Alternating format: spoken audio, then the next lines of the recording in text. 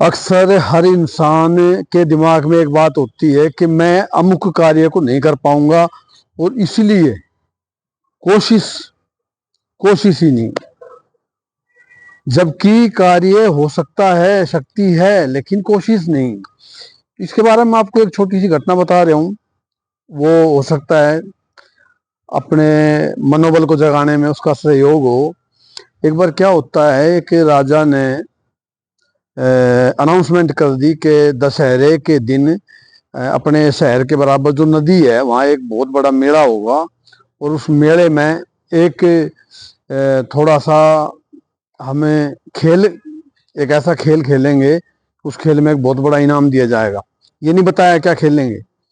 अब इनाम की घोषणा कर दी कि 1000 अशर्फियाँ सोने की दी जाएंगी। दशहरे का दिन आ गया, हजारों की भीड़ इकट्ठी होगी वहाँ और अब इंतजार था कि भाई अनाउंसमेंट हो कि कौन सा खेल हो जिसमें कौन जीतेगा उसको इनाम मिलेगा।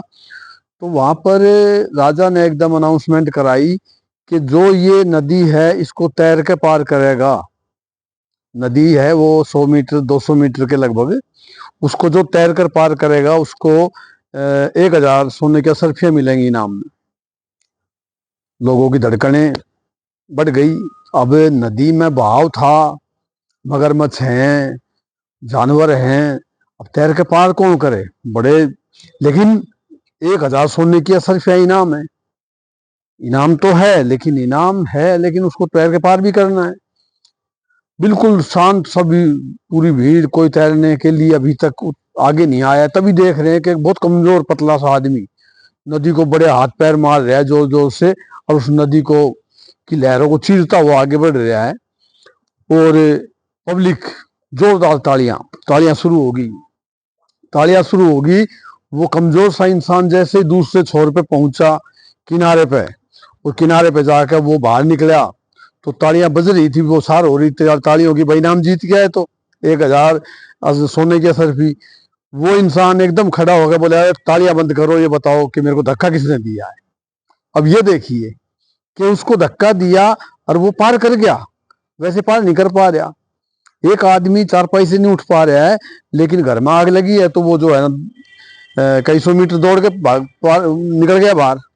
तो ये जो शक्ति है ये सबके अंदर है, लेकिन हम अपनी शक्ति को भूले हुए हैं। बस यही सबसे बड़ी समस्या है। जामवंत ने जब याद दिलाई तो हनुमान जी को शक्ति याद आई, उन्होंने एक झटके में समुद्र को पार कर लिया, लंका में पहुंच गए। वो हाल हो रहा है, सिर्फ वही हाल। आज आप देख लीजिए उदाहरण बड़े बड़े। प्रेमानंद जी महाराज 55 साल की उम्र है, रात को 8 बजे सोना होता है, 12 बजे उठना होता है? तो ये शक्ति हर एक के अंदर है, लेकिन डर से निकलना, अपने इस भाव से अपने आप को उठाना, सिर्फ आई कांट डू, मैं कर सकता हूं, अगर ये विचार हम अपने अंदर पैदा करते हैं तो कुछ भी असंभव नहीं है। सब कुछ संभव है, पॉसिबल है। Impossible is the word of foolish dictionary. नमस्कार।